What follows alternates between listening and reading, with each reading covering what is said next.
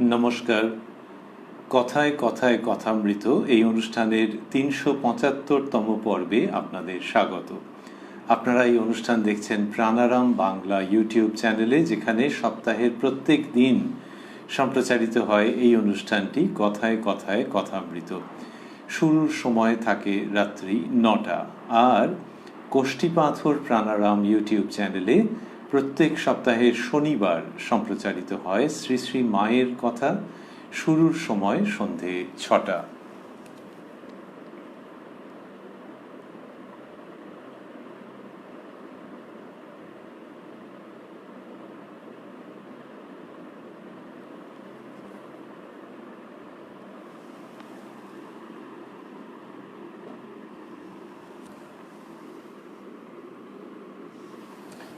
শ্রী শ্রী রামকৃষ্ণ কথামৃততে আমরা গতকাল ছিলাম এবং আজকেও সানন্দে অবস্থান করব ২৫শে ফেব্রুয়ারি ১৮৮৫ প্রসঙ্গে। শ্রীরামকৃষ্ণ স্টার থিয়েটারে বৃষকেতু নাটকের অভিনয় দেখতে যাবেন।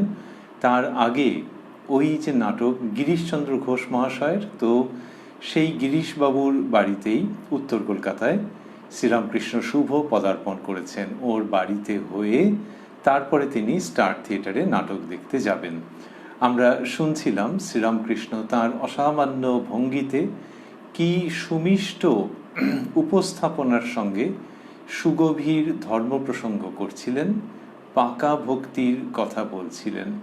সেই যে জায়গাটা পর্যন্ত আমরা শুনেছিলাম, মোটামুটি সেইখান থেকেই আজকের প্রসঙ্গে অর্থাৎ পরবর্তী প্রসঙ্গে আমরা প্রবেশ করব শ্রী শ্রী রামকৃষ্ণ কথামৃততে, যার সূচনায় কথামৃতকার শ্রীযুক্ত মহেন্দ্রনাথ গুপ্ত বা শ্রীম বা মাস্টার মহাশয় উদ্ধৃত করেছেন, তব কথামৃতং তপ্ত জীবনং কবিভিরীড়িতং কল্মষাপহং শ্রবণমঙ্গলং শ্রীমদাততং ভুবি গৃণন্তি ये ভূরিদা জনাঃ। শ্রীরামকৃষ্ণ বলছিলেন যে পাকা ভক্তি হলে কিরকম হয়, ভক্তেরও একাকার জ্ঞান হয়, সে দেখে ঈশ্বর ছাড়া আর কিছুই নাই। এইরকম প্রসঙ্গ করতে করতে তারপর তিনি যেখানে বলছেন, যেটি বলছেন সেইখানে আজকে আমরা প্রবেশ করছি। শ্রীরামকৃষ্ণ বলছেন, যতক্ষণ আমিটা তিনি রেখে দিয়েছেন ততক্ষণ একটা ভাব আশ্রয় করে তাকে ডাকতে হয়, শান্ত, দাস্য, বাৎসল্য, এই সব। তাহলে আমি, ভক্তের আমি যায় না এবং সে সেটাকে ছাড়তেও চায় না। শ্রীরামকৃষ্ণ এটি বলেছেন, ব্যাখ্যা করেছেন, সুন্দর করে বুঝিয়েছেন যে এই যে আমি নিঃশেষে চলে যাওয়া, সে বড় কঠিন, ঘুরে ফিরে আসে। তাই ভক্ত ওই ভক্তির আমি, বিদ্যার আমি, এইগুলি রেখে দেয়। দাস আমি, ভক্ত আমি, বিদ্যার আমি, এইগুলি রেখে দেয়। এবং সেইটি এখানে বলছেন যে যতক্ষণ আমিটা তিনি রেখে দিয়েছেন, তাহলে এই ঈশ্বর এই আমিত্ব বোধ রেখে দিয়েছেন, আর ভক্ত এটি পছন্দ করেন। শ্রীরামকৃষ্ণের এইরকম বক্তব্য আমরা আগে পেয়েছি। বলছেন যতক্ষণ আমিটা তিনি রেখে দিয়েছেন ততক্ষণ একটি ভাব আশ্রয় করে তাকে ডাকতে হয়, শান্ত, দাস্য, বাৎসল্য, এই সব। এই যে বিভিন্ন ভাবের কথা বৈষ্ণব ভাবধারায় আছে, বৈষ্ণব পরম্পরার মধ্যে রয়েছে, শ্রীরামকৃষ্ণ সেটির উল্লেখ করছেন বা সেগুলির প্রসঙ্গেই এই কথা বলছেন। তবে তিনি তার নিজের মতো করে সেই আদর্শকে পুনঃস্থাপন করছেন এবং কি সুন্দর করে বোঝাচ্ছেন যে একটি ভাব আশ্রয় করে তাকে ডাকতে হয়, এবং সেখানে শান্ত, দাস্য, বাৎসল্য এই তিনটির উল্লেখ করলেন। তারপরে বলছেন, আমি দাসী ভাবে ১ বৎসর ছিলাম, ব্রহ্মময়ীর দাসী। মেয়েদের কাপড়, ওড়না এইসব পরতাম, আবার নথ পরতাম। মেয়ের ভাবে থাকলে কাম জয় হয়। তাহলে তাঁর সাধন অবস্থার কথা, যে ১ বছর তিনি দাসী ভাবে ছিলেন, ব্রহ্মময়ীর দাসী। তাহলে মা ব্রহ্মময়ীর দাসী মানে নিজেকে মেয়ে ভাবা। শুধু ভাবা নয়, তিনি কিরকম বলছেন, মেয়েদের কাপড়, ওড়না এইসব পরতাম, আবার নথ পরতাম। মেয়ের ভাবে থাকলে কাম জয় হয়। তাহলে বিপরীত সংস্কার, পুরুষের দেহ, পুরুষের সংস্কার, সেখানে বিপরীত সংস্কার আরোপ করছেন যাতে প্রশমিত হয়ে যায়, নিউট্রালাইজড হয়ে যায় ওই সংস্কার।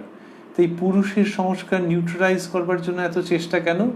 এত চেষ্টা কোনো কৃত্রিমভাবে নয়, কিন্তু যখন মানুষের মনে হচ্ছে যে এই যে প্রবৃত্তিগুলো, সেই প্রবৃত্তিগুলো তাকে বাধা দিচ্ছে অগ্রগতির পথে, তখনই এটা করা।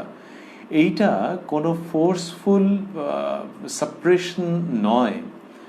যখন মানুষের মনে হচ্ছে যে এটা অসুবিধা তৈরি করছে, কারোর মন বাইরের দিকে যাচ্ছে, ছুটে ছুটে যাচ্ছে, কিন্তু সেই মানুষটা একটা কিছু করতে চাইছেন, তিনি একটা কিছু গভীরভাবে ভাবতে চাইছেন, মনটা অন্যদিকে চলে যাচ্ছে, তাহলে তিনি চেষ্টা করবেন না মনটাকে ফিরিয়ে সেইখানে নিয়ে আসার জন্য যেখানটাতে উনি চান মনটা থাকুক?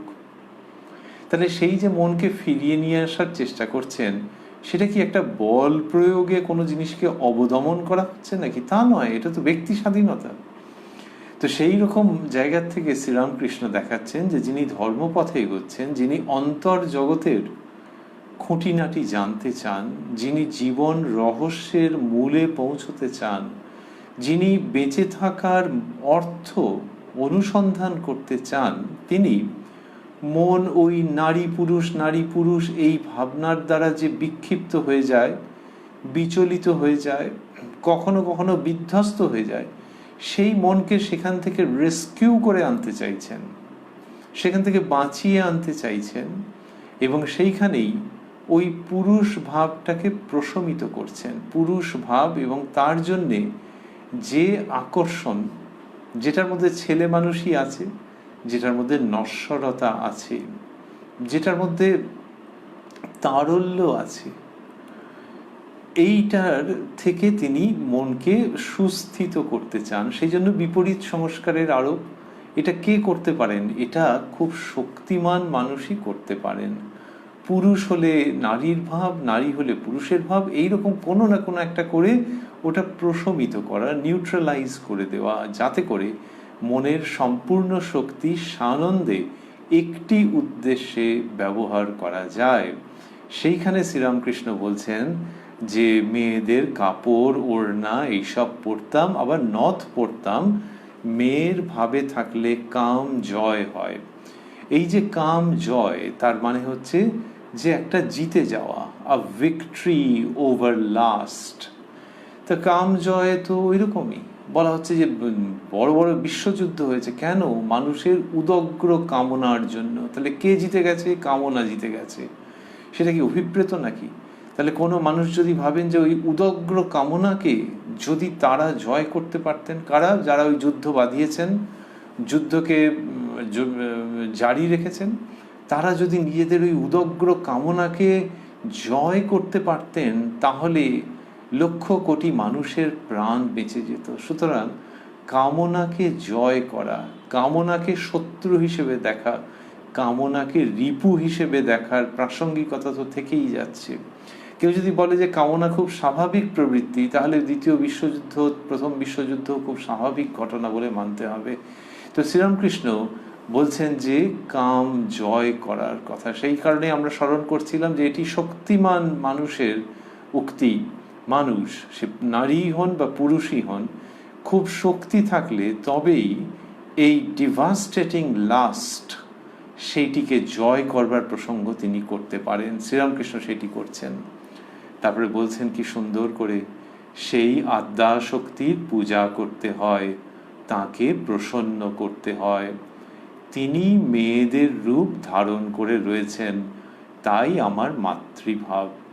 ওই যে কাম জয় করা, সেটাকে যদি ধরে নিয়ে তারপর এগোনো যায় যে ইনি তাহলে কামকে জয় করছেন, মানে ইনি কামের উপর দিয়ে যাচ্ছেন। জয় করার কথাটা রয়েছে বটে, কিন্তু শ্রীরামকৃষ্ণের ভাব হচ্ছে যে হ্যাঁ, কামকে পেছনে ফেলে আসতে হবে, কামকে ছাড়িয়ে যেতে হবে, কামনার যে প্রভাব সেটার থেকে নিজেকে মুক্ত করতে হবে, কিন্তু সেটা বিশাল অহংকারের সাহায্যে নয়। পুরুষকার থাকবে কিন্তু অহংকার বর্জিত। তাহলে সেটা কীরকম?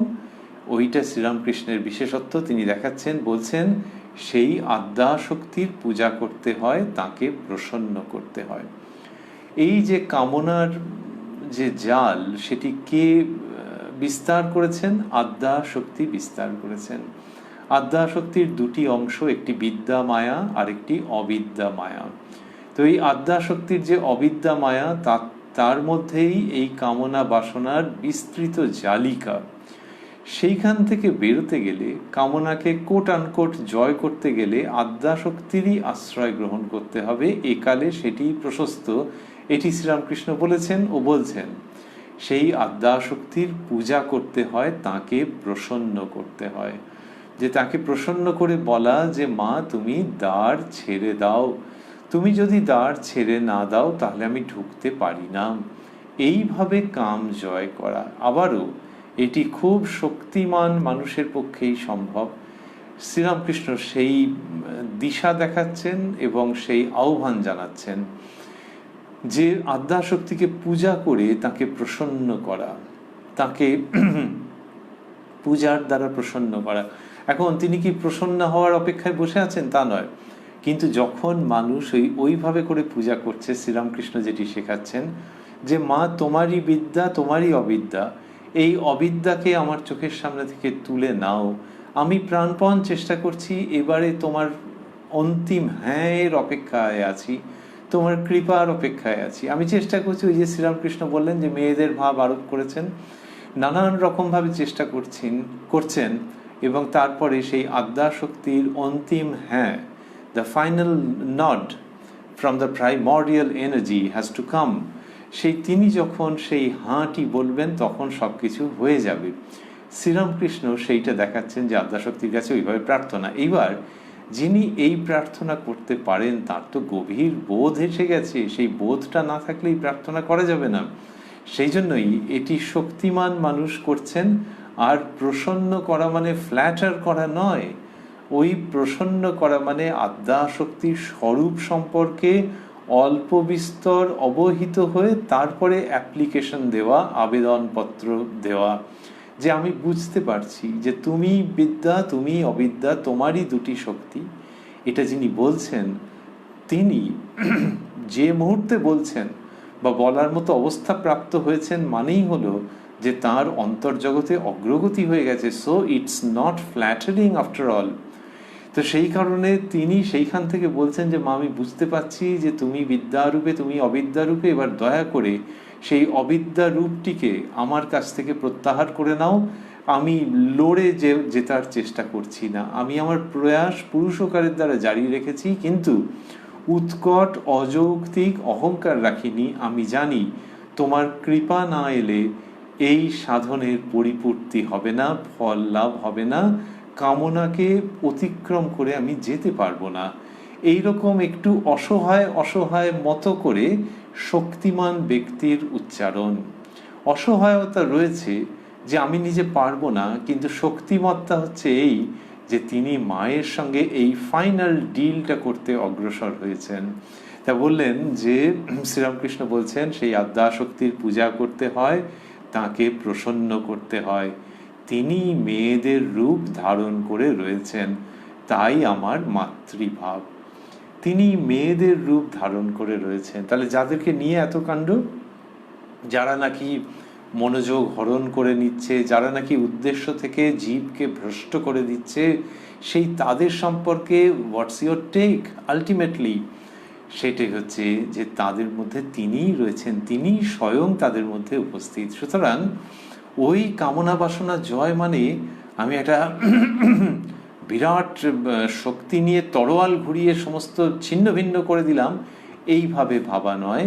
আমি পুরুষকার প্রয়োগ করলাম, আমি নিজেকে নিয়োগ করলাম, কারণ সেটা আমার দায়িত্ব বলে মনে হয়েছে, তারপরে তার কাছে সাবমিট করছি, তার কাছে সমর্পণ করছি যে আমার যতটুকুনি করবার করেছি, এবার তুমি প্রসন্না হয়ে এইটুকুনি করে দাও যে অবিদ্যা মায়াকে তুমি প্রত্যাহার করে নাও। তারপর ওই যে বললেন যে তাই আমার মাতৃভাব, তারপর বলছেন মাতৃভাব অতি শুদ্ধ ভাব। তন্ত্রে বামাচারের কথাও আছে, কিন্তু সে ভালো নয়, পতন হয়, ভোগ রাখলেই ভয়। এই তিনটি শব্দ মাস্টারমশাই স্থূলাক্ষরে দিয়েছেন, ভোগ রাখলেই ভয়। তো শ্রীরামকৃষ্ণ বলছেন যে তন্ত্রে যে বামাচার আছে, ভোগের মধ্য দিয়ে যাওয়া, তো কিন্তু সেখানে পতনের ভয় রয়েছে, এবং কিন্তু সে ভালো নয়, পতন হয়। তার মানে কলিকালে মানুষ এটা করতে পারে না। শ্রীরামকৃষ্ণকে ভৈরবী ব্রাহ্মণী বিভিন্ন তন্ত্রোক্ত পদ্ধতির মধ্যে দিয়ে নিয়ে গিয়েছিলেন, 64টি তন্ত্রে যা আছে সেগুলির মধ্যে দিয়ে নিয়ে গিয়েছিলেন। সুতরাং শ্রীরামকৃষ্ণ সমস্তটা জানেন। তার ওই সাধক ভাবের প্রসঙ্গে এই উক্তিগুলি আসছে, এই ভাবনাগুলি আসছে যে তিনি সমস্ত কিছু জানেন এবং তিনি পিটফলসগুলো বোঝেন। সেই জায়গার থেকে তিনি বলছেন যে ওই রকম ভাব ভালো নয়, তো পতন হয়, ভোগ রাখলেই ভয়। মানে মানুষ সেই জায়গাটাকে অতিক্রম করে ওই পদ্ধতির মধ্যে দিয়ে একালে পরমার্থ লাভ করতে পারে না। তারপর মজা করে বলছেন, মজার উদাহরণ দিচ্ছেন কিরকম, বলছেন মাতৃভাব যেন নির্জলা একাদশী, কোনো ভোগের গন্ধ নাই। খুব সুন্দর করে বলা।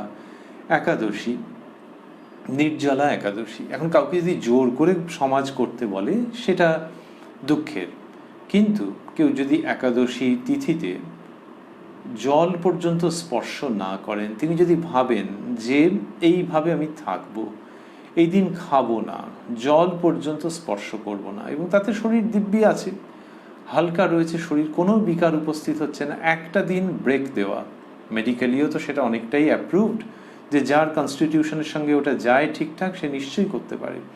তো এই যে নির্জলা একাদশী, আর কেউ যদি ভাবেন যে একাদশী করতে হবে কিন্তু নির্জলা নয়, একটু এই রে, এ আবার কিরকম, শ্রীরামকৃষ্ণ সেই জায়গায় আনছেন, বলছেন মাতৃভাব যেন নির্জলা একাদশী, কোনো ভোগের গন্ধ নাই। ভোগ মানে জলও সে গ্রহণ করছে না, সুতরাং ভোগ বাসনা বিবর্জিত আদ্যন্ত শুদ্ধ একটি ভাবে জীবন যাপন। সেই দিনটা যে মানুষটা জীবনটা যাপন করছে তার মধ্যে ভোগের নামগন্ধ নাই। সেই জন্য বলছেন মাতৃভাব যেন নির্জলা একাদশী, কোনো ভোগের গন্ধ নাই। আর আছে ফলমূল খেয়ে একাদশী, আর লুচি ছক্কা খেয়ে একাদশী। তো বলছেন যে এইরকমও একাদশী আছে, যে না সবটা করা যাবে না, আর এরকম বলাই হয় যে সবটা করার দরকার নেই, কে বলে কোনো মাথামুন্ডু নেই, তখন তার নিজের ইচ্ছে। আচ্ছা তুমি না হয় একাদশী নাই পালন করলে না, কিন্তু সে পালন করছে, আবার বলছে ফলমূল খেয়ে একাদশী। আচ্ছা ফলমূল কস্টলি জিনিস, ঠিক আছে চলো। আরেকজন আছে আবার তার লুচি ছক্কা খেয়ে একাদশী। আচ্ছা তাহলে বাদ কি পড়লো, কিছু তো ভাবতে গেলে মাথা চুলকোতে হচ্ছে, কিন্তু এসবও নাকি একাদশী। শ্রীরামকৃষ্ণ এটা দেখাচ্ছেন যে ধর্মপথে যিনি এগোচ্ছেন, ত্যাগ যদি অবলম্বন না করেন, যদি এটা আপোষের পথ দিয়ে যান, তাহলে কেমন কেমন যেন হয়। যদিও এটা তন্ত্রের সঙ্গে সরাসরি যুক্ত নয়, তন্ত্রের যে বিভিন্ন আচারের পদ্ধতি আছে সেখানকার মধ্য দিয়ে সেই পরম তত্ত্বকে লাভের কথা বলা আছে, কিন্তু শ্রীরামকৃষ্ণ বলছেন যে উপযুক্ত অধিকারী না হলে সেটা তো পারবেই না, তার পতন হয়ে যাবে। ওই প্রসঙ্গে তিনি এইখানটাতে এসেছেন যে ভঙ্গিটি হচ্ছে যে বাই দ্য ওয়ে, যেখানে ভোগের প্রসঙ্গ আছে, যে ত্যাগের পথে নাকি ভোগের মধ্যে দিয়ে যেতে হবে, খুব সাবধান, ওই লুচি ছক্কা খেয়ে একাদশী হচ্ছে না তো, এইটা তিনি নিয়ে আসছেন। আমার নির্জলা একাদশী, আমি মাতৃভাবে ষোড়শীর পূজা করেছিলাম, দেখলাম স্তন মাতৃস্তন, যোনি মাতৃযোনি। শেষে কি সুন্দর করে বলছেন যে আমার নির্জলা একাদশী, আমি মাতৃভাবে ষোড়শীর পূজা করেছিলাম। জননী শারদামণিকে তিনি পুজো করেছিলেন, ষোড়শী পুজো করেছিলেন, বলছেন মাতৃভাবে করেছিলাম। এর থেকে বড় আর কি হতে পারে নিজের বিবাহিত স্ত্রীকে। তাহলে বিবাহিত পত্নীকে বা স্ত্রীকে যখন তিনি পুজো করছেন, সহধর্মিণীকে পুজো করছেন, তখন সেটা কি, সেটা তো হচ্ছে একটা ওপেন চ্যালেঞ্জ। কেউ যদি ভাবেন যে তাহলে ঘরে ঘরে ওই রকম করতে হবে নাকি, তা কে বলেছে? কিন্তু শ্রীরামকৃষ্ণ দেখাচ্ছেন যে ত্যাগটা এই লেভেলে, এই স্তরে সম্ভব, যেখানে পত্নী রয়েছেন। শারদামণির বয়স, মা শারদার বয়স তখন 19 বছর। সেইখানে ত্যাগের জীবনে প্রতিষ্ঠিত থাকা। শ্রীরামকৃষ্ণ বলতেন যে তাঁর অদ্বৈত সাধনের গুরু তথা পুরীজির কথা বলতেন, যে তিনি বলেছিলেন যে স্ত্রীর সঙ্গে একসঙ্গে শয়ন করেও যখন ব্রহ্মচর্য অটুট রাখতে পারবি তখন জানবি জ্ঞান হয়েছে। সেটা তিনি বলেছিলেন। তিনি এরকমভাবে বলেননি যে এইটাই করতে হবে, কিন্তু হ্যাঁ, যদি এরকম করতে পারো তাহলে বুঝতে হবে জ্ঞান হয়েছে। আর শ্রীরামকৃষ্ণ তিনি তার ওই সহধর্মিনীকে পুজো করলেন। এমনিতে একটু হালকা করে বলতে গেলে যখন খুব অভিনন্দন জানানো হচ্ছে বলা হয় স্ট্যান্ডিং ওভেশন। এটা সেই ভঙ্গি যে একেবারে সরাসরি দাঁড়িয়ে বলা যে আমি তোমাকে পুজো করছি, তার থেকে কম কিছু মাত্র নয়। তার এই একসঙ্গে এক খাটে শয়ন করেছেন। শ্রীরামকৃষ্ণ বলেছেন যে তখন মনকে তিনি পরীক্ষা করছেন যে মন কি চায় সাংসারিক জীবনে থাকতে। মন চায়নি। তাহলে যেখানে কিনা সমস্ত রাস্তা খোলা, যেখানে সর্বতোভাবে সমাজ সংসারের সম্মতি রয়েছে, সেইখানে শ্রীরামকৃষ্ণের ত্যাগ 1 নম্বর। 2 নম্বর হচ্ছে কেন ত্যাগ, তার কারণ আরো মহামূল্যবান জিনিস গ্রহণ। লোকে এমনি কিছু ত্যাগ করে নাকি? কেউ ওরকম বোকা আছে নাকি যারা জিনিস এমনি ত্যাগ করে দিল? তবে হ্যাঁ, যদি আরো ভালো কিছু পায় তাহলে আর দরকার নেই। যখন মানুষ পরম তত্ত্বের সন্ধান পাচ্ছে তখন ইন্দ্রিয়গুলোকে চরিতার্থ করার জন্য যে ওইটা অনেক নিচে পড়ে থাকছে, সেই জন্য ত্যাগ, স্বাভাবিক ত্যাগ। যে চাই না, আমরা অনেক ভালো জিনিস পেয়ে গেছি। জিনিস মানে ওই পরম তত্ত্ব, পরমার্থ, ইষ্ট প্রাপ্তি। এটা যখন হচ্ছে তখন মনে হচ্ছে যে ওইগুলো আর লাগবে না। শুধু তাই নয়, ওইগুলোর দিকে মন দিতে গেলে তখন আর এই দিকে যাওয়া যাচ্ছে না। আরে আরে ছেড়ে দাও ছেড়ে দাও। তা কেউ কি শ্রীরামকৃষ্ণের ক্ষেত্রে কি মন দিতে যাওয়ার প্রসঙ্গ ছিল? তা নয়, স্বাভাবিকভাবেই ওটা হয়ে যাচ্ছে যে পরম তত্ত্ব তো ডাকছে, সেই জন্যে ওই এই দিকে মন যাচ্ছেই না। আর জগৎবাসীর কাছে এই শিক্ষা যে মন যাচ্ছে না টু হোয়াট এক্সটেন্ট দেখবে, যে তিনি রয়েছেন সামনে, পাশে, অতি নিকটে, আর তার দিকে আমি চোখ বুজে নেই, মুখ ঘুরিয়ে অন্যদিকে চলে যাইনি। I am looking face to her and I am worshipping her as the Divine Mother. এই যে ফেস টু ফেস হয়ে বর্তমান সভ্যতাকে দেখানো যে অসভ্যতা আর সভ্যতার মধ্যে তফাৎ, এই ইন্দ্রিয় জয়ের দ্বারাই সেটি করছেন যুগপুরুষ শ্রীরামকৃষ্ণ। তিনি বলছেন যে ষোড়শী রূপে পুজো করেছিলেন, কিন্তু বলার ভঙ্গিটি কি অসাধারণ, কি অসাধারণ বলার ভঙ্গি, যে একজন বিরাট শক্তিধর পুরুষ যদি খুব কোমল ভাবে কিছু বলেন তাহলে শ্রীরামকৃষ্ণকে পাওয়া যায়।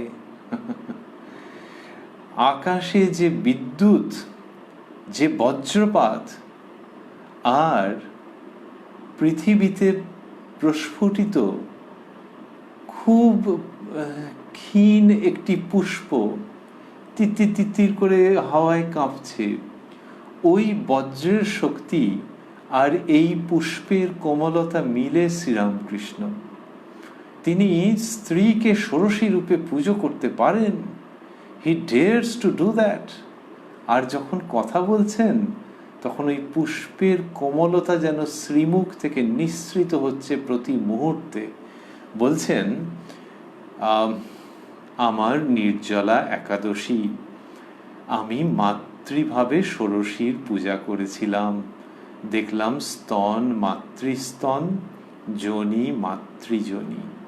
ওই মহাশক্তির সঙ্গে অপূর্ব কোমলতার মিশ্রণে এই শ্রীরামকৃষ্ণ কথিত ও প্রদর্শিত আধ্যাত্মিকতা, এই এক অসাধারণ মিশ্রণ, অসাধারণ ব্লেন্ড। এবং সেখানে দেখাচ্ছেন যে এরকম এরকম দেখলাম। তাহলে এরকম দেখতে বাধা কোথায় আছে? সুতরাং এই যে কামনা, এই কামনাকে জয় করা যায়। আর এই দেখো সেই পদ্ধতি, তার কাছে নত হয়ে, কিন্তু সেটা ফ্ল্যাটারিং এর ভঙ্গিতে নয়, প্রার্থনার ভঙ্গিতে। এবং এই যুবতী স্ত্রীকে শ্রীরামকৃষ্ণ পুজো করলেন। আমরা এই দুটি দিকের কথা উল্লেখ করলাম। আরেকটি দিক হচ্ছে যাকে পুজো করলেন তার কি অবস্থা হলো? তিনি কি ওটা চেয়েছেন? আধুনিক কালে মানুষে অনেক রকম ভাবে ভাবেন যে তিনি তো আফটার অল সংসার জীবনে যা ঢুকেছিলেন। মা শারদার ক্ষেত্রে দেখা যাচ্ছে যে তিনি ওইটাতে অভিভূত হয়ে গেছেন। পরবর্তীকালে স্ত্রী ভক্তদেরকে বলতেন যে ষোড়শী পুজো ঠাকুর কিভাবে কিভাবে করেছিলেন।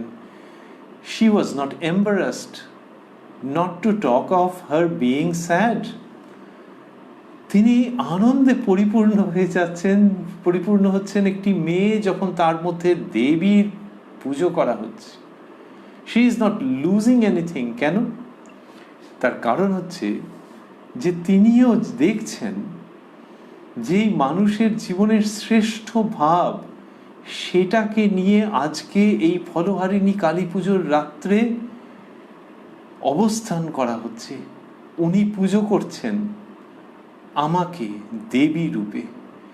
এর মধ্যে দিয়ে তো মানুষের জীবনের যে শ্রেষ্ঠ জায়গা সেইটার কালচার হচ্ছে। সেই জন্য এর থেকে বড় প্রাপ্তি আর কি হতে পারে? এখানে সংসার জীবনের কথা ভাবাই যাচ্ছে না, ইস যাতা। সেই আনন্দের মধ্যে মা শারদা পরিপূর্ণ হয়ে রয়েছেন। পরিপূর্ণ হয়ে রয়েছেন বলেই পরবর্তীকালে মায়ের যে জীবন, দীর্ঘ জীবন, শ্রীরামকৃষ্ণের দেহাবসানের পরেও সেখানে দেখা যাচ্ছে যে কি আনন্দের সঙ্গে তিনি অবস্থান করছেন, সংসারের মধ্যে অবস্থান করছেন। এমন নয় যে একেবারে গুহায় চলে গেছেন, বনে চলে গেছেন, সংসারের মধ্যে অবস্থান করছেন। সংসারী লোকেরা আসছে, ছেলে মেয়ে সঙ্গে করে নিয়ে সব আসছে, তারা তাদের দুঃখ শোক তাপ নিয়ে আসছে, আর এনার কাছে এসে যেন পবিত্র নির্ঝরিণীর স্পর্শে কলুষ মুক্ত মন নিয়ে বাড়ি ফিরছে। তাহলে ইনি যে আনন্দ বর্ষণ করছেন সেটা তো আর আলাদা করে অনুমানের অপেক্ষা রাখে না। সেই ইনি যিনি না চাইলেন সংসার জীবনে ঢুকতে, এবং যিনি শ্রীরামকৃষ্ণের পুজো প্রসন্ন বদনে গ্রহণ করলেন, যেমন দেবী সাধকের পুজো গ্রহণ করে থাকেন। সেই জন্য এই পুজোয় যিনি পুজো করছেন এবং যাকে পুজো করছেন, দুজনকেই মানব ভাব থেকে দেখার মধ্যেও অপূর্ব প্রাপ্তি রয়েছে। মা শারদা শুধু যে সেই পুজো গ্রহণ করলেন তাই নয়, ভক্তদের মাঝখানে আনন্দের রত্ন হয়ে উৎসস্বরূপ বিরাজ করলেন তাই নয়, তিনি নিজের স্বামী দেবতার সম্পর্কে এই কথা বললেন ভক্ত সন্তানদের কাছে যে বাবা, এ যুগে তার ত্যাগই হলো আসল, অমন স্বাভাবিক ত্যাগ কি আর কেউ কখনো দেখেছে? এই যে সহধর্মিণী বলছেন স্বাভাবিক ত্যাগের কথা, এবং সেটা কার সম্পর্কে? অন্য কোনো সাধক সাধিকা, কোনো নারী পুরুষ সম্পর্কে নয়, নিজের স্বামী সম্পর্কে। এ তো সচরাচর হয় নাকি কখনো বিবাহিত জীবনে যে স্বামী ত্যাগ করেছেন সেটার কথা বলছেন? ইনি বলছেন তো। তাহলে ইনি কি খুব ব্যতিক্রমী? হ্যাঁ এবং না। ব্যতিক্রমী, কিন্তু সেটাকে তিনি ব্যতিক্রম হিসেবে রাখতে দিচ্ছেন না, সেই জন্য তিনি জগতে আসেননি। তিনি দেখাচ্ছেন যে এই জিনিসটা হয়, যে স্বামী ত্যাগী এবং একেও সেই ত্যাগের ভাবেতেই তিনি নিয়ে ঘর সংসার করছেন, যদি আমরা ঘর সংসারই বলি। এই জন্যই তো সহধর্মিণী, এবং সেখানে তিনি তার স্বামী সম্পর্কে বলছেন যে তার ত্যাগই হলো আসল, অমন স্বাভাবিক ত্যাগ কি আর কেউ কখনো দেখেছে? যখন শ্রীরামকৃষ্ণ মা শারদার পুজো করছেন ওই ফলহারিণী কালী পুজোর রাত্রে, তখন মা যখন পুজো গ্রহণ করছেন এবং তিনি যখন এই পূজারীকে দেখছেন, তখন তিনি কি ভাবছেন সে আমরা কি করে বলবো, কিন্তু যেন ভাবতে ইচ্ছে করে, অনুমান করতে ইচ্ছে করে, কল্পনা করতে ইচ্ছে করে যে যে দৃষ্টিতে তিনি এই পূজারীকে দেখছেন, সেই দৃষ্টি ভাষা পরিগ্রহ করে এই রূপটি ধরেছে যে অমন স্বাভাবিক ত্যাগ কি আর কেউ কখনো দেখেছে? ওই স্বাভাবিক ত্যাগকে দেখছেন দেবী মানবী মা শারদা, আর যেন আমরা কল্পনা করছি মনে মনে ওইটি উচ্চারিত হচ্ছে, মনে মনে ওইটি উত্থিত হচ্ছে মহা আনন্দের সঙ্গে, প্রসন্নতার সঙ্গে, যে এমন স্বাভাবিক ত্যাগ কি আর কেউ কখনো দেখেছে। এই শ্রীরামকৃষ্ণের ষোড়শী পুজো, সেটির প্রসঙ্গ তিনি করছেন। 25শে ফেব্রুয়ারি 1885 প্রসঙ্গে আমরা রয়েছি। বলতে বলতে শ্রীরামকৃষ্ণ আমরা যতটা শুনেছিলাম, তারপরে বলছেন, এই মাতৃভাব সাধনের শেষ কথা, তুমি মা আমি তোমার ছেলে, এই শেষ কথা। এটি শ্রীরামকৃষ্ণ বলছেন। এই শব্দ তিনটিকে মাস্টারমশাই স্থূলাক্ষরে দিয়েছেন সাধনের শেষ কথা। ঠাকুর শ্রীরামকৃষ্ণ বললেন এই মাতৃভাব সাধনের শেষ কথা। তাহলে ওই সবটাই একালের পরিপ্রেক্ষিতে বলা অবশ্যই, যে সাধন যে কেউ করছে তার শেষ কথাটি কি? শেষ কথা মানে চূড়ান্ত লক্ষ্য, সেটি হচ্ছে যে তুমি মা আমি তোমার ছেলে, এইটি হচ্ছে শেষ কথা। এটা শ্রীরামকৃষ্ণ বলছেন যে এই মাতৃভাব সাধনের শেষ কথা, তুমি মা আমি তোমার ছেলে, এই শেষ কথা। তারপর বলছেন, সন্ন্যাসীর নির্জলা একাদশী, সন্ন্যাসী যদি ভোগ রাখে তাহলেই ভয়। কামিনী কাঞ্চন ভোগ, যেমন থুতু ফেলে আবার থুতু খাওয়া, টাকা কড়ি মান সম্ভ্রম ইন্দ্রিয় সুখ, এইসব ভোগ। তা বললেন যে সন্ন্যাসীর নির্জলা একাদশী, তা শ্রীরামকৃষ্ণ নিজে তিনি পরমহংস, সন্ন্যাসীর শ্রেষ্ঠ, সিদ্ধের সিদ্ধ। তো সেই তিনি একটু আগে নির্জলা একাদশীর কথা বলেছেন, আর এখানে বলছেন সন্ন্যাসীর নির্জলা একাদশী। সন্ন্যাসী যদি ভোগ রাখে তাহলেই ভয়। ভয় মানে তাঁর দিক থেকে যে মন অন্যদিকে চলে যাবে না। তো এমনিতে শ্রীরামকৃষ্ণ বলেছেন যে সন্ন্যাসীর মনে ত্যাগ আবার বাইরে ত্যাগ, সেটি লোকশিক্ষার জন্য। আর এখানে বলছেন সন্ন্যাসী যদি ভোগ রাখে তাহলেই ভয়। যেখানে তিনি বলছেন যে আমিটা যায় না, কোথা থেকে ঘুরে ফিরে আসে, সেখানে ভোগের বস্তু তো আরো স্থূল, তার থেকে তো ভয় আছে বটেই, সেটি বলছেন। কামিনী কাঞ্চন ভোগ, যেমন থুতু ফেলে আবার থুতু খাওয়া। কি তীব্র ভাষায় শ্রীরামকৃষ্ণ এটি বলছেন, যে সন্ন্যাসী যদি ওই দিকে তার মন যায়, তাহলে কারোরই কি ভালো ওই ভোগ লিপ্সা ভোগ লালসার মধ্যে যাওয়া? না, কারোরই ভালো নয় ওই আসক্তির জায়গার বাড়াবাড়ি হওয়া। আর সন্ন্যাসীর পক্ষে বিন্দুমাত্র, যিনি কিনা সব ত্যাগ করে এসছেন, তারপরে সেইখানে শ্রীরামকৃষ্ণ এই তীক্ষ্ণ উপমা দিচ্ছেন, যে ওইরকম ভাবে বলছেন, টাকা কড়ি মান সম্ভ্রম ইন্দ্রিয় সুখ, এইসব ভোগ। সন্ন্যাসীর ভক্ত স্ত্রীলোকের সঙ্গে বসা বা আলাপ করাও ভালো নয়, নিজেরও ক্ষতি আর অন্য লোকেরও ক্ষতি। অন্য লোকের শিক্ষা হয় না, লোকশিক্ষা হয় না। সন্ন্যাসীর দেহধারণ লোকশিক্ষার জন্য। তাহলে এই যে লোকশিক্ষা, সেটা শুধু প্রচার, ভাষণ, সঙ্গীত ইত্যাদি নয়, শুধু ওগুলি নয়, মূলত নিজের জীবনের দ্বারা। এবং সেইখানেই বলছেন শ্রীরামকৃষ্ণ যে সন্ন্যাসীর ভক্ত স্ত্রীলোকের সঙ্গে বসা বা আলাপ করাও ভালো নয়, নিজেরও ক্ষতি আর অন্য লোকেরও ক্ষতি। অন্য লোকের শিক্ষা হয় না, লোকশিক্ষা হয় না। তাহলে নিজেরও ক্ষতি আর অন্য লোকের ক্ষতি কেন? যে সন্ন্যাসীকে ওটা করতে দেখলে অন্য লোক ভাববে যে হ্যাঁ এও চলে। বললেন অন্য লোকের শিক্ষা হয় না, লোকশিক্ষা হয় না। সন্ন্যাসীর দেহধারণ লোকশিক্ষার জন্য। কি অপূর্ব এবং উচ্চ প্রসঙ্গ শ্রীরামকৃষ্ণ করে চলেছেন। এবং এটি হচ্ছে গিরিশবাবুর বাড়িতে। আমরা লক্ষ্য করছি যে গিরিশবাবুর বাড়িতে শ্রীরামকৃষ্ণ যখন বলছেন, তখন ওখানে কারা উপস্থিত রয়েছেন? সব সাধু সন্তরা উপস্থিত আছেন নাকি? গৃহী মানুষ। সেইখানে শ্রীরামকৃষ্ণ এই কথাগুলি বলছেন কেন? দুটি উদ্দেশ্য। একটি হচ্ছে যে গৃহী মানুষও জানবে যে ওইটা হচ্ছে আদর্শ। শ্রীরামকৃষ্ণ যে স্ত্রীকে পুজো করলেন, সে তো গৃহী জীবনের মধ্যে থেকে, তিনি তো বিবাহ করেছেন, তারপর থেকেই তো এইসব ঘটনা। তো ওই গৃহী মানুষের কাছে ওই আদর্শকে স্থাপন করছেন। আর কি? এখানে রয়েছেন কথামৃতকার মাস্টারমশাই, শ্রীরামকৃষ্ণের নির্বাচিত এবং চিহ্নিত ব্যক্তি। তিনি এইসব কথামৃতের মধ্যে ধরে রাখছেন। সুতরাং সেটি সন্ন্যাসীর আদর্শ রূপেও এখানে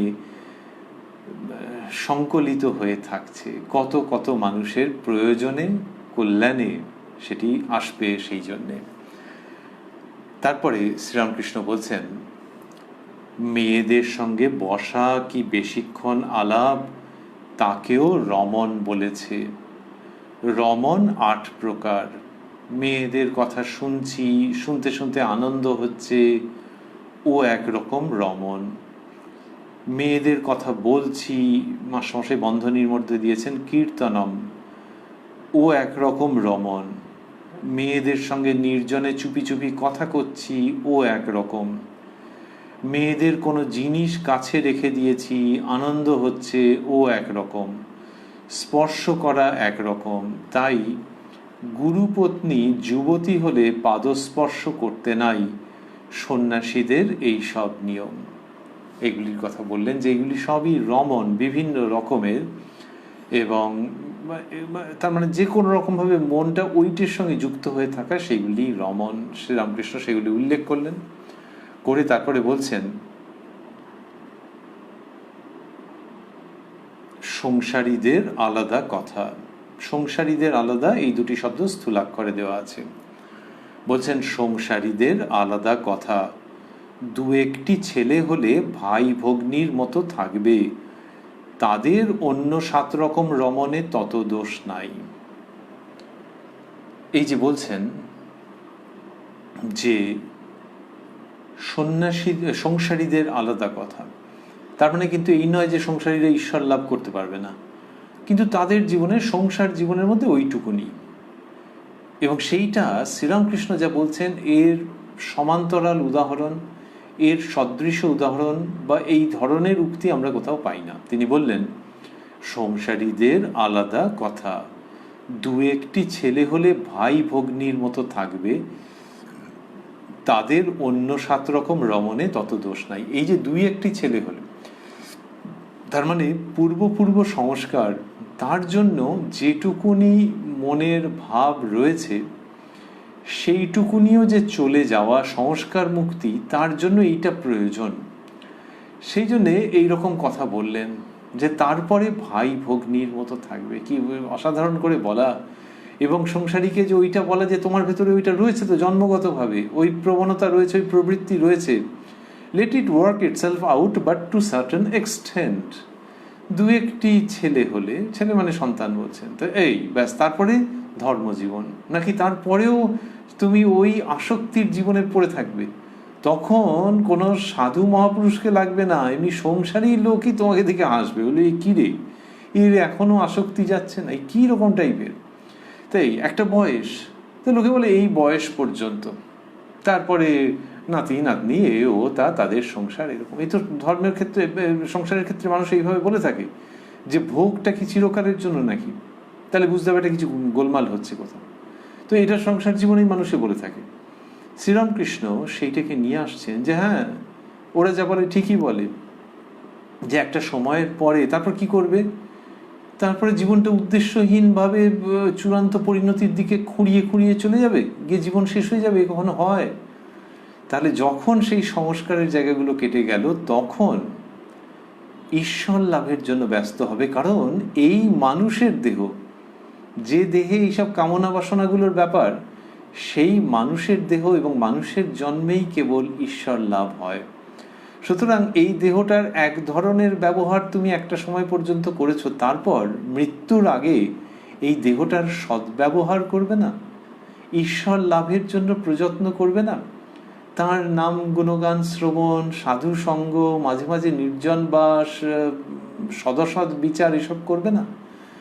সেই যে করবে, তাহলে তোমরা দুজনের মধ্যে সম্পর্কটা কি? বলছেন ভাই ভগ্নির মতো থাকবে। এটা উল্টো দিক আছে আবার একটা, সেটা হচ্ছে যে যদি ওই কামনার জায়গাটাই প্রধান হতো, তাহলে ভাই ভগ্নি রূপে অবস্থান সম্ভব নাকি? সুতরাং মানুষ সেই অর্থে পশু নয়। তাহলে কামনার জায়গাটা আসছে কি করে? সে একটা জটিল মনস্তত্ত্ব।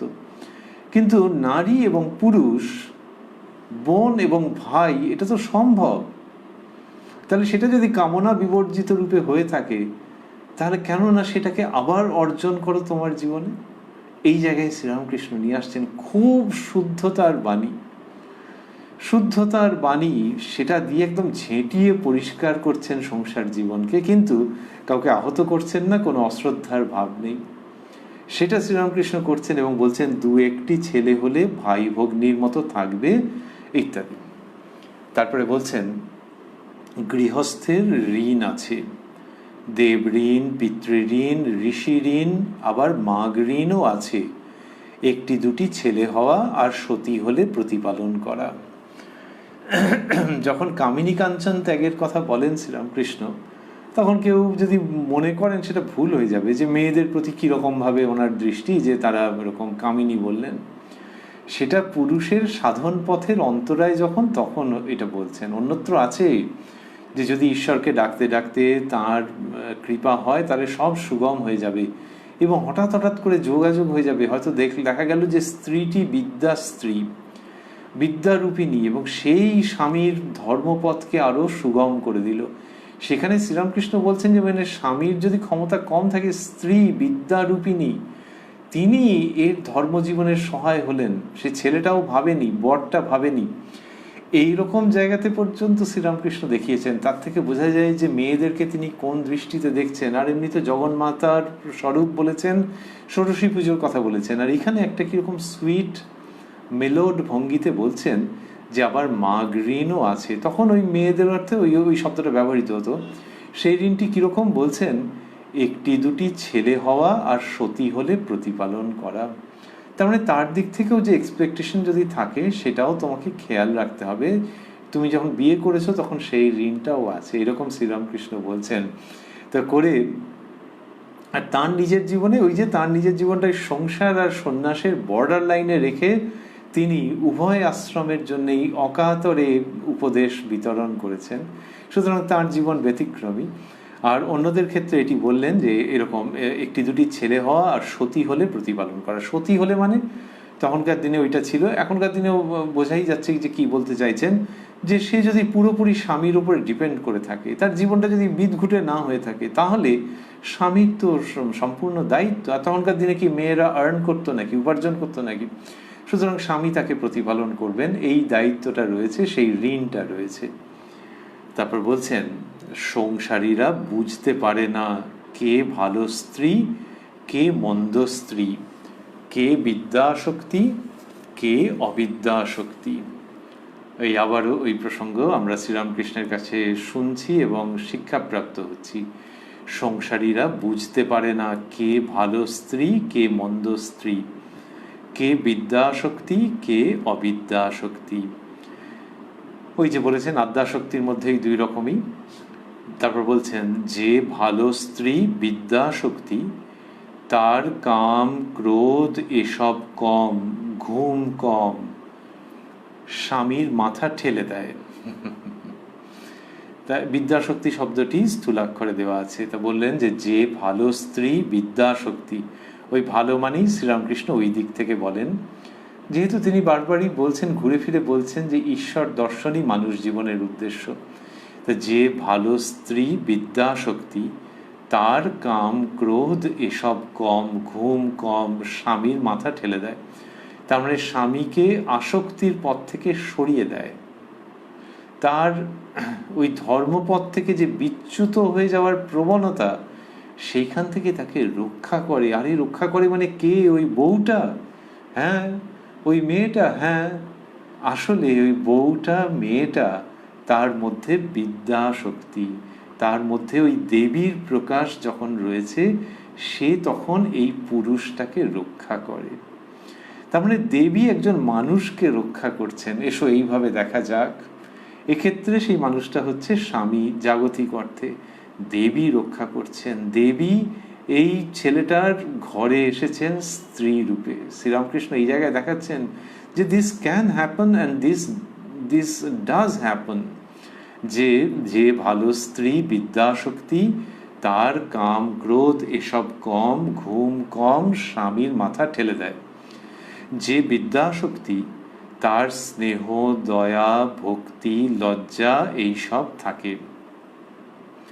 সে সকলেরই সেবা করে বাৎসল্যভাবে, আর স্বামীর যাতে ভগবানে ভক্তি হয় তার সাহায্য করে। বেশি খরচ করে না, পাছে স্বামীর বেশি খাটতে হয়, পাছে ঈশ্বর চিন্তার অবসর না হয়। এই কথা বললেন। তা বলছেন যে বিদ্যাশক্তি, যে তার কি হয়েছে, ওই সব থাকে, স্নেহ, দয়া, ভক্তি, লজ্জা এইসব গুণ থাকে, আর সে সকলেরই সেবা করে বাৎসল্যভাবে। শ্রীরামকৃষ্ণ বলছেন যে এই সেবার ভাব, ওই সংসারকে, লোকে বলে যে এই বউটি দেখো বউটা সংসারকে মাথায় করে রেখেছে, তো এই বাৎসল্যভাবে সকলের সেবা করছে, আর স্বামীর যাতে ভগবানে ভক্তি হয় তার সাহায্য করে।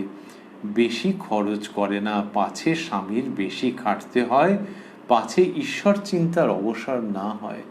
তাহলে স্বামীর যাতে ঈশ্বর চিন্তা সুগম হয়, ঈশ্বর চিন্তার সুবিধা হয়, সেই জন্য সেই স্ত্রী যত্নবতী থাকেন। এই হচ্ছে বিদ্যা শক্তির লক্ষণ। এরকম আছে নাকি? হ্যাঁ, নিশ্চয়ই। অবিদ্যা শক্তির প্রকাশ আছে, বিদ্যা শক্তির প্রকাশ আছে। সে তো পুরুষের মধ্যেও দু রকমেরই ভাব আছে, কিন্তু নারীর মধ্যে বিশেষভাবে দেখতে পাওয়া যায় এটি রয়েছে। এমনকি পুরুষের মধ্যেও যেখানে অবিদ্যা, সেটি ওই আদ্যাশক্তিরই অংশ। শ্রীরামকৃষ্ণ সেইভাবে বুঝিয়েছেন যে ওই ওই পুরো ব্যাপারটি মহামায়ার অধীনে। এই সৃষ্টির ক্রিয়া, সৃষ্টি, স্থিতি, লয়, যা কিছু দেখছো সব তো মহামায়ারই অধীনে। সেই তার দিক থেকেই এটি বলা হচ্ছে। আর এখানে বলা হচ্ছে যে বিবাহিত পত্নী তিনি যদি বিদ্যাশক্তি হন, বিদ্যাশক্তি সম্পন্না হন, তাহলে এইরকমটা হয়ে থাকে। শ্রীরামকৃষ্ণ এই সমস্ত প্রসঙ্গ করছেন কি অসাধারণভাবে। আমরা দেখছি যে তিনি সন্ন্যাসীর আদর্শের কথা বলছেন, আবার গৃহীর আদর্শের কথা বলছেন, এবং এই দুটোর মাঝখানে দাঁড়িয়ে শ্রীরামকৃষ্ণ কথা বলছেন বা কথামৃত বিতরণ করছেন। আমরা রয়েছি উদ্বোধন কার্যালয়ে প্রকাশিত শ্রী শ্রী রামকৃষ্ণ কথামৃতের 741 পৃষ্ঠায়। রয়েছি 25শে ফেব্রুয়ারি 1885 প্রসঙ্গে, যেদিন শ্রীরামকৃষ্ণ উত্তর কলকাতার গিরিশ ভবনে অবস্থান করছেন। তারপরে নাটক দেখতে যাবেন, তার আগে এইসব অসামান্য প্রসঙ্গ হচ্ছে। শ্রীরামকৃষ্ণেরই কৃপা সাপেক্ষে এই অনুষ্ঠানে আবারও আমরা মিলিত হব আগামীকাল প্রাণারাম বাংলা ইউটিউব চ্যানেলে, যেখানে সপ্তাহে 7 দিন সম্প্রচারিত হয় এই কথায় কথায় কথামৃত অনুষ্ঠানটি। শুরুর সময় থাকে রাত্রি 9টা। আর কোষ্ঠীপাথর প্রাণারাম ইউটিউব চ্যানেলে প্রত্যেক সপ্তাহের শনিবার সম্প্রচারিত হয় শ্রী শ্রী মায়ের কথা। শুরুর সময় সন্ধে 6টা। আজকে শেষ করতে করতে আমরা দেখছি যে প্রসঙ্গের শেষ হয় না, এই প্রসঙ্গ আরো চলবে, কিন্তু আজকের সময়সীমার মধ্যে যতটুকুনি আমরা ছিলাম তাতে উপসংহারে দেখছি যে শ্রীরামকৃষ্ণ কি সুন্দর করে কথা বলছেন। নাটক দেখতে যাবেন, নাটক দেখতে যাওয়ার আগে সাধারণত লোকের অন্য রকমের একটা মানসিকতা থাকে যে আচ্ছা এসেছি, একটু রেস্ট নিচ্ছি, একটু খাওয়া দাওয়া হলো। এখনকার দিনের যদি ভাবা যায় যে ঘড়ি টড়ি দেখছি, যাই চলো এবার বেরিয়ে পড়তে হবে, নাটক দেখতে যাব। শ্রীরামকৃষ্ণের ক্ষেত্রে তা নয়। তিনি একদম রিল্যাক্সড ভঙ্গিতে, কমফর্টেবল ভঙ্গিতে ধর্ম প্রসঙ্গ করছেন, মানুষের জীবনের উদ্দেশ্যের কথা এবং সেই উদ্দেশ্য লাভের পথের প্রসঙ্গ কত রকমভাবে করছেন, কি গভীর প্রসঙ্গকে নিয়ে আসছেন এবং মানুষের মনের গভীরে পৌঁছে দিচ্ছেন। আর আমরা যেটি স্মরণ করছিলাম যে সন্ন্যাসীর তীব্র আদর্শের কথা বললেন, আবার গৃহী মানুষের জীবনের কথাও বললেন। সন্ন্যাসীর আদর্শের মধ্যে কোনো আপোষ হবে না। নির্জলা একাদশীর কথা বলেছেন, আর বলেছেন ওইসব ওই নানান রকম খেয়ে একাদশী ওইসব ছাড়ো, এই ভঙ্গিতে বলেছেন। আবার গৃহী মানুষের কাছে বললেন যে একটি দুটি ছেলে হওয়ার পর ভাই ভগ্নির মতো থাকা। এই যে স্প্যান, যে ক্যানভাসের মধ্যে শ্রীরামকৃষ্ণ এটি আনছেন, তাতে বোঝা যাচ্ছে যে ওই ক্যানভাসের মধ্যে সকলে রয়েছেন, ত্যাগী রয়েছেন, গৃহী রয়েছেন। এই সকলের জন্যে শ্রীরামকৃষ্ণের এই মহাবাণী। যিনি কিনা নিজে ওইটা বলছেন সন্ন্যাসীর তীব্র আদর্শের কথা, সুতীব্র সুতীক্ষ্ণ নিশ্চিত আদর্শের কথা, সেইটি যখন কেউ শ্রবণ করবেন একজন সন্ন্যাসী, তখন শ্রীরামকৃষ্ণের মধ্যে তো সেই সন্ন্যাসীর ভাব পুরোপুরি দেখতে চাইবেন, তা নাহলে ওটা শুনবেন কেন? তো শ্রীরামকৃষ্ণের মধ্যে সেই পাবক সম ত্যাগের দীপ্তিতে ভূষিত ভাব, যেখানে সন্ন্যাসী বললে কম বলা হয়, সূর্যের শিখা নিয়ে সন্ন্যাসের দীপ্তি সেখানে প্রকাশিত। লেলিহান শিখা বলা হয় অগ্নির, শ্রীরামকৃষ্ণ রূপ অগ্নির ত্যাগের লেলিহান শিখা, যেটি কাউকে দগ্ধ করে না কিন্তু শুদ্ধতার উচ্চতম আদর্শে নিয়ে গিয়ে উপনীত করায়।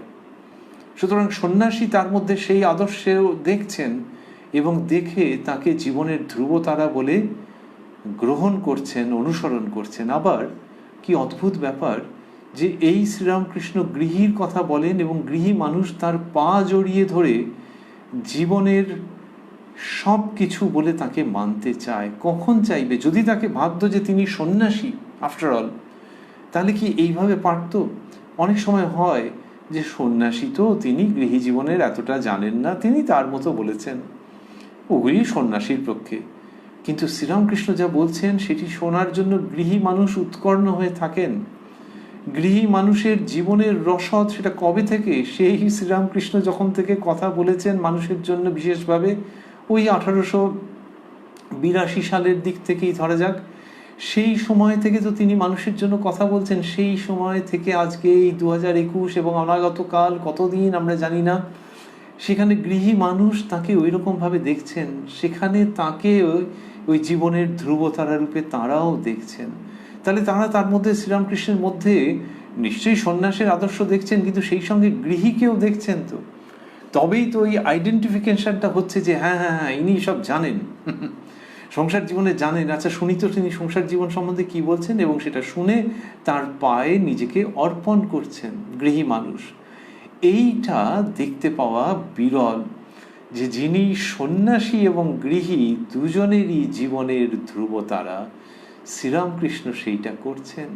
সাদা কাপড় পরছেন, একটু হালকা কালারের বর্ডার দেওয়া, বিবাহ করছেন কিন্তু পত্নীর সঙ্গে পবিত্রতম ধর্ম জীবন যাপন করছেন, আনন্দ করে বিয়ে করে এনেছেন, আর ফলহারিণী কালী পুজোর দিন তার কাছে নিজের জপের মালা, সাধন ফল সমস্ত সমর্পণ করে দিলেন, দেবী ষোড়শী রূপে তাকে দর্শন ও পুজো করে। এই শ্রীরামকৃষ্ণ গৃহী এবং সন্ন্যাসীর অপূর্ব সংমিশ্রণের একটি জীবন যাপন করছেন, যেটিকে জীবন লীলা বলে বলা সঙ্গত, এবং সঙ্গত শুধু নয়, প্রয়োজন এটি বলা, এটি ভাবা, এটি হৃদয়ের মধ্যে গ্রহণ করা, যেই জীবন লীলা সম্পূর্ণ হচ্ছে ওই লীলা সঙ্গিনী মা শারদাকে নিয়ে, যিনি বস্তুত দেবী, মানবী রূপে জয়রামবাটিতে রামচন্দ্র শ্যামা সুন্দরীর বাড়িতে আবির্ভূতা। তো এই দৈবী যে যুগল রামকৃষ্ণ শারদা, তাদের জীবন আমরা তারই মধ্যে রয়েছি। শ্রী শ্রী রামকৃষ্ণ কথামৃত অধ্যয়ন করতে করতে যে যুগ্ম জীবন, যে দৈবী যুগল অপূর্বভাবে অবস্থান করছে, পৃথিবীর ইতিহাসে এরকম আর হবে কিনা আমরা জানি না, হলে ভালো, কিন্তু আগে এরকম ভাবে তো দেখা যায়নি যে স্বামী স্ত্রী সাংসারিক অর্থে, আবার একইভাবে তারা আধ্যাত্মিক জীবনের ধ্রুবতারা যুগল রূপে আর অভেদ রূপেও বটে। রামকৃষ্ণ শারদা যেন অভেদ রূপে একটি ধ্রুবতারা, যেটি ওই দুজনেই উপস্থিত, কিন্তু অভেদ রূপে একটি ধ্রুবতারা, যেটি সন্ন্যাস জীবনকে এবং সংসার জীবনকে অসামান্য আলো দিচ্ছে, এমন আলো যা দিয়ে দুই পক্ষ থেকেই মানুষজন অভীষ্ট লক্ষ্যের দিকে অগ্রসর হতে পারে এবং জীবনের শ্রেষ্ঠ পরমার্থ লাভ করতে পারে। রামকৃষ্ণ সারদার সেই যুগ্ম ধ্রুবতারা রূপ যে অস্তিত্ব এবং যে স্নিগ্ধ পবিত্র অধ্যাত্ম আলোক, তার কাছে আমরা আমাদের সাষ্টাঙ্গ প্রণিপাত নিবেদন করে নিজেদেরকে ধন্য করতে চাই। ওং নিরঞ্জনং নিত্যমনন্ত রূপং ভক্তানুকম্পাধৃত বিগ্রহং বৈ ঈশাবতারং পরমেশমিড্যং তং রামকৃষ্ণং শিরসা নমামহ।